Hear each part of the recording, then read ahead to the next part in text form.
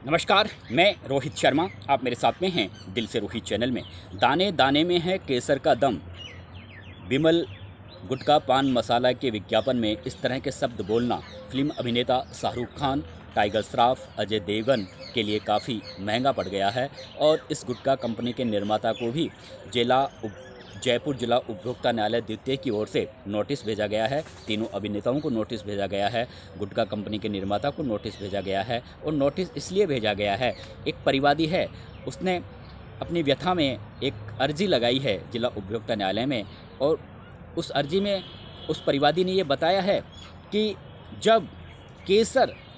Market में 4 लाख रुपए kilo बिक रहा है और ये जो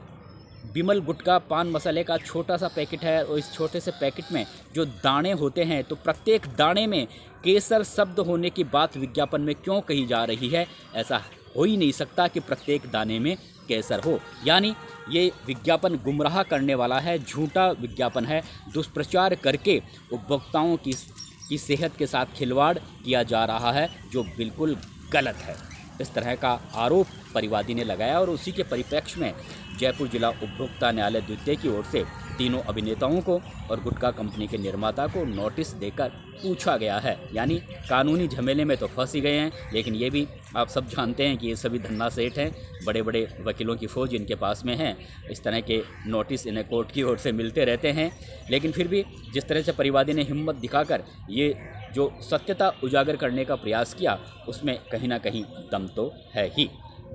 वैसे आईफा अवार्ड समारोह के तहत फिल्म अभिनेता शाहरुख खान जयपुर आए हुए हैं, लेकिन कांग्रेस पार्टी के लीडर प्रताप सिंह खाचरियावास ने प्रदेश की भजनलाल सरकार पर बड़ा हमला बोला है और उनसे सरकार से सवाल पूछा है कि इस आईफा अवार्ड समारोह के तहत जो समारोह के आयोजक हैं, इस पूरे समारोह से करीब 2000 करोड़ रुपए कमा लेंगे। प्रत्येक टिकट के लिए 5 लाख, 2.5 लाख और 1.5 लाख रुपए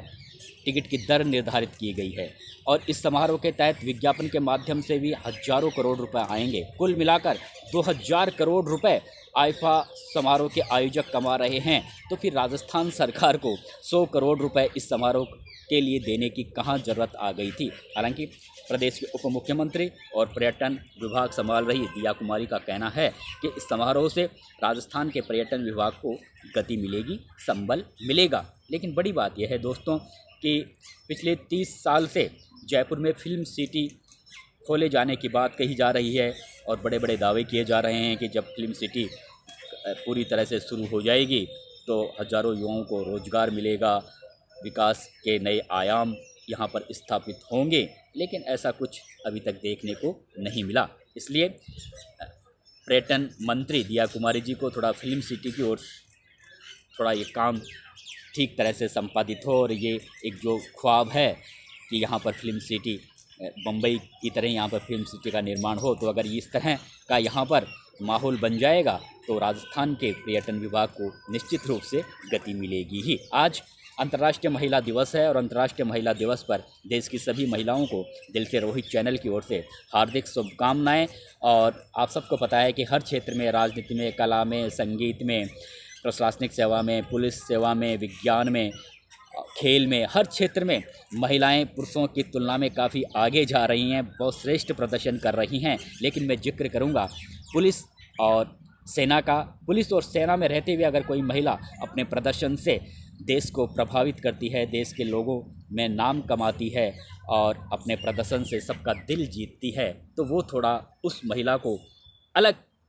उसका एक अलग अंदाज हो जाता है। और उसमें मैं आज राजस्थान कैडर की भी बहुत से आईपीएस महिला ऑफिसर हैं जिन्होंने अपने प्रदर्शन से देश की राजस्थान की जनता को प्रभावित किया है, राजस्थान की सरकारों को प्रभावित किया है। नीना सिंह हालांकि अब रिटायर हो गई हैं, उन्होंने भी जहाँ जहाँ वो पोस्टेड रहीं उन्होंने बहुत अच्छा प्रदर्शन करके दिखाया। इसी तरह से वर्तमान में senior IPS officer Malini Agrawal ADG एडीजी पद पर हैं, वे भी जहाँ जहाँ पोस्टेड रही हैं उन्होंने अपने व्यवहार से, अपने कार्यशैली से, अपने नए अभिनव तरीक़ों से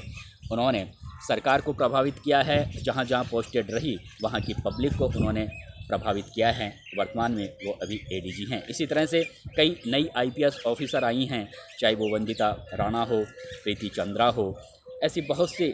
महिला आईपीएस हैं जो अपने प्रदर्शन से सरकारों को और राजस्थान की जनता को, राजस्थान कैडर की आईपीएस महिलाओं की मैं बात कर रहा हूं, क्योंकि राजस्थान का रहने वाला हूं, तो सबसे पहले प्राथमिकता राजस्थान ही होना चाहिए और मैं राजस्थान की पॉलिटिकल खबरें ही ज़्यादा आपके सामने प्रस्तुत करता हूं। इसलिए वैसे महिला दिवस के अवसर पर राजस्थान, मध्य प्रदेश, यूपी जैसी बातें करना ज़्यादा उचित नहीं होगा, लेकिन फिर भी मैंने राजस्थान महिला आईपीएस अधिकारियों की जो प्रदर्शन है वो मैंने काफ़ी निकटता से देखा है, इसलिए मैंने इन महिला आईपीएस अफसरों का जिक्र किया है। दोस्तों, अब मैं जो मूल स्टोरी जो मैंने आपके लिए तैयार की है वो यही है कि राजस्थान कांग्रेस में पिछले कई सालों से हमने कई बार ऐसे देखा कि राजस्थान कांग्रेस के दो पॉपुलर बड़े नेता एक मंच पर हमें साथ साथ दिखे और उनके बीच में जिस तरह से राजनीतिक कनेक्शन रहा वो काफ़ी मजबूत रहा, साथ साथ हमेशा नज़र आए। और उस समय ऐसी चर्चा होने लग जाती थी कि ये तो एक तरीके से जय वीरू की जोड़ी है। जय वीरू समझ गए होंगे, शोले वाले जय वीरू, उसमें वीरू होते हैं धर्मेंद्र और जय होते हैं अमिताभ बच्चन। और किस तरह से जय ने यानी अमिताभ बच्चन ने अपने दोस्त वीरू के लिए और उनकी प्रेमिका यानी बसंती हेमा मालिनी के लिए अपनी जान कुर्बान कर दी थी। और उस दोस्ती के चर्चे आज भी किए जाते हैं, उस फिल्म के चर्चे आज भी किए जाते हैं और हिंदी सिनेमा की सबसे बड़ी और हिंदी सिनेमा की सबसे चर्चित फिल्म वो मानी जाती है। जब भी कोई दोस्ती की बात आती है तो जय वीरू शब्द हर किसी की ज़ुबान पर आ जाता है। तो राजनीति में भी, राजस्थान कांग्रेस में भी ऐसे कई बार हमें देखने को मिला कि ये जो दो नेता हैं, जिस तरह से आपस में इनकी नज़दीकियाँ हो रही हैं, जिस तरह से एक दूसरे के प्रति समर्पित नज़र आ रहे हैं, तो निश्चित रूप से राजस्थान कांग्रेस को इससे बेनिफिट मिलेगा और ये भी एक तरीके से जय वीरू की जोड़ी होगी। लेकिन ये जो जय वीरू की जोड़ी बनते बनते जब बीच में ही टूट जाती है तो फिर कांग्रेस जनों को भी झटका लगता है और राजस्थान की पब्लिक में भी फिर ये चर्चा होने लग जाती है कि ये तो जय वीरू नहीं बन पाए, जय वीरू जैसी जोड़ी आखिर क्यों नहीं बन पाई, ऐसी कौन सी वजह रही जिसकी वजह से ये जय वीरू जैसे खुद को साबित नहीं कर पाए। अब देखिए आप, उस फिल्म में अमिताभ बच्चन एक दूसरे के प्रति समर्पित थे, यानी धर्मेंद्र और अमिताभ बच्चन एक दूसरे के प्रति समर्पित थे। लेकिन राजनीति में ऐसा नहीं होता ना। राजनीति में कहीं ना कहीं हर व्यक्ति की, हर राजनेता की एक महत्वाकांक्षा होती है और जब महत्वाकांक्षा हावी हो जाती है दोस्ती पर तो फिर कहीं ना कहीं ब्रेक लगता है और फिर कहीं ना कहीं जय वीरू की जोड़ी बनते बनते बिखर जाती है, टूट जाती है। हमने देखा अशोक गहलोत और सीपी जोशी के बीच में एक समय बहुत अच्छा तालमेल था, लेकिन जब 2008 के विधानसभा चुनावों के नतीजे आए उस समय किस तरह से सीपी जोशी नाथद्वारा से 1 वोट से चुनाव हार गए थे। लेकिन उस समय भी सीपी जोशी को मुख्यमंत्री बनाने की लॉबिंग हो रही थी, ज़बरदस्त नारेबाजी हो रही थी पीसीसी कांग्रेस कार्यालय के बाहर और अशोक गहलोत के समर्थक भी ज़बरदस्त तरीके से नारेबाजी कर रहे थे और फिर यहाँ पर अशोक गहलोत बाजी मार ले गए थे, मुख्यमंत्री उन्हें चुन लिया गया था। तो उस समय जिस तरह से इन दोनों नेताओं की जोड़ी थी वो एक तरीके से माना जा रहा था कि ये जय वीरू की जोड़ी है और आगे तक लंबे समय तक ये चलेगी, लेकिन उस समय थोड़ा ब्रेक लग गया था। लेकिन बाद में जब हमने देखा कि 2018 के विधानसभा चुनावों में सीपी जोशी कहीं मुख्यमंत्री की रेस में थे ही नहीं, क्योंकि सचिन पायलट और अशोक गहलोत का ही नाम लिया जा रहा था। हालांकि इस बाद में सीपी जोशी को विधानसभा अध्यक्ष भी बनाया गया। लेकिन ये बात अलग है कि अशोक गहलोत अपने पुत्र वैभव गहलोत को हमेशा सीपी जोशी के सानिध्य में देखना चाहते हैं और गाहे बगाए जो वैभव गहलोत हैं वो गाहे बगाए सीपी जोशी के यहाँ जाते भी हैं और उनसे राजनीतिक गुण सीखते भी रहते हैं और सीपी जोशी और वैभव गहलोत में बहुत अच्छी व्यक्तिगत निकटता भी है। लेकिन अगर जय वीरू की जोड़ी अगर इन्हें बताएं तो हम कंप्लीट जय वीरू की जोड़ी नहीं बता सकते। इसी तरह से आपने देखा होगा अशोक गहलोत और गोविंद सिंह डोटासरा, अभी पिछली गहलोत सरकार में ये दोनों नेता जिस तरह से एक दूसरे के प्रति हमें समर्पित नज़र आए, एक दूसरे का बचाव किया करते थे, एक दूसरे का समर्थन किया करते थे, एक दूसरे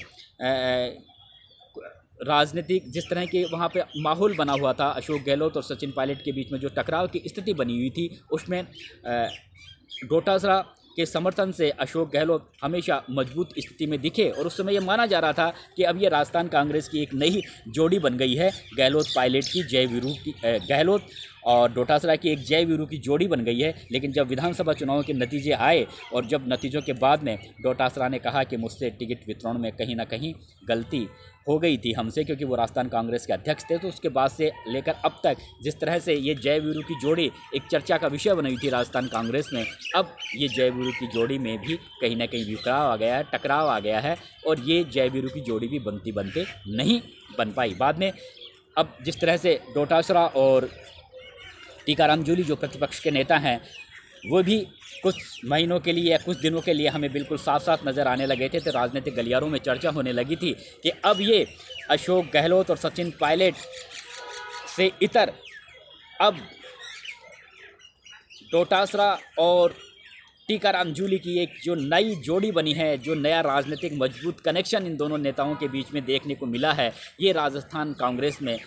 एक नया समीकरण कायम करेगा। लेकिन अभी हाल ही के दिनों में जिस तरह से राजस्थान विधानसभा में गतिरोध की स्थिति बनी रही 7 दिन तक, और उसके बाद में टीकाराम जूली और अशोक गहलोत मिलकर जिस तरह से इस गतिरोध को उन्होंने दूर किया, और उसके बाद में जो डोटासरा नाराज़ होकर दिल्ली चले गए, डोटासरा को लगा कि उनसे राजस्थान कांग्रेस का अध्यक्ष होते हुए भी समझौता उनके अनुसार नहीं किया गया, तो वो अब कहीं ना कहीं जो गहलोत और टीकाराम जूली की जो जय वीरू की जोड़ी बनती हुई दिख रही थी उसमें भी अब बिखराव आ गया है। और अब ऐसा लगने लगा है कि अशोक गहलोत और टीकाराम जूली की एक नई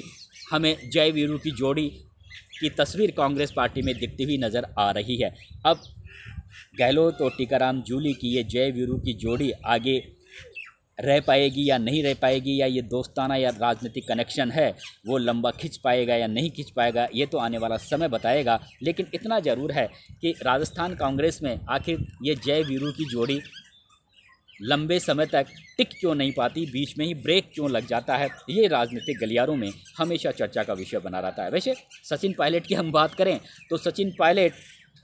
की जो अगर हम जय वीरू की जोड़ी की बात करें तो सचिन पायलट के साथ में जोड़ी बनाने के लिए बहुत से युवा नेता हमेशा तैयार रहते हैं, लेकिन सचिन पायलट का काम करने का तरीका अलग होता है। चाहे वो वेद प्रकाश सोलंकी हो, मुकेश भाकर हो, रामनिवास गवड़िया हो, प्रताप सिंह खाचरियावास हो, ऐसे बहुत से नेता थे जो सचिन पायलट के साथ कदम से कदम मिलाकर चलना चाहते हैं। लेकिन अब जहाँ तक खाचरियावास की बात है, वो बीच में सचिन पायलट के काफ़ी करीबी थे, लेकिन वो फिर गहलोत खेमे में चले गए थे, तो यहाँ भी एक थोड़ा सा बिखराव की स्थिति आ गई थी पायलट और प्रताप सिंह खाचरियावास के बीच में। हालांकि ऐसी कोई ज़्यादा टकराव की स्थिति भी नहीं है, अभी भी गाहे बगाए सचिन पायलट कुछ महीने पहले खाचरियावास के जयपुर स्थित आवास पर भी जाकर आए थे, लेकिन पहली जैसी प्यार मोहब्बत देखने को नहीं मिलती। लेकिन पायलट के लिए ये कह सकते हैं कि उनके लिए जोड़ी बनाने के लिए कांग्रेस पार्टी के कई बड़े नेता हमेशा तैयार रहते हैं। अनिल चोपड़ा हो, मुकेश भाकर हो, रामनिवास गवड़िया हो, वेद प्रकाश सोलंकी हो, बहुत से जो युवा नेता हैं वो कहीं ना कहीं सचिन पायलट के साथ अपने दोस्ताना संबंध लंबा रखना चाहते हैं। लेकिन सचिन पायलट हमेशा अपने तरीके से काम करते हैं और वो जाहिर नहीं होने देते कि मैं सिर्फ इसी अमुक नेता से मेरा दोस्ताना व्यवहार है। उनका काम करने का तरीका अलग है, वो सभी को साथ लेकर काम करने की उनकी प्रवृत्ति रहती है। इसलिए सचिन पायलट के साथ तो कोई जय वीरू की जोड़ी जैसी कोई स्थिति वाली बात हमें नज़र नहीं आती, लेकिन ये बीच में राजस्थान कांग्रेस में जो हमें जय वीरू की जोड़ी नज़र आई, ये जय वीरू की जोड़ी आखिर कंप्लीट क्यों नहीं होती, तो उसकी सीधी सी वजह यही है कि राजस्थान के राजनेता ही नहीं, कांग्रेस के राजनेता ही नहीं, बल्कि हिंदुस्तान के प्रत्येक राजनेता की जो महत्वाकांक्षा होती है शीर्ष पद पर जाने की, वो शीर्ष पद की वजह से ही कहीं ना कहीं ये जय वीरू की जोड़ी नहीं बन पाती। और आप सबने देखा होगा कि जो फिल्म थी शोले, उसमें तो महत्वाकांक्षा नाम की कोई चीज़ थी ही नहीं, क्योंकि उसमें जय और वीरू हमेशा एक दूसरे के लिए समर्पित नज़र आए और इसीलिए उनका जो दोस्ताना था वो अमर हो गया, उस फिल्म का दोस्ताना अमर हो गया। इसीलिए आजकल हर कहीं जय वीरू की जोड़ी की चर्चा की जाती है। अगर कोई दोस्ती का जिक्र आता है तो जय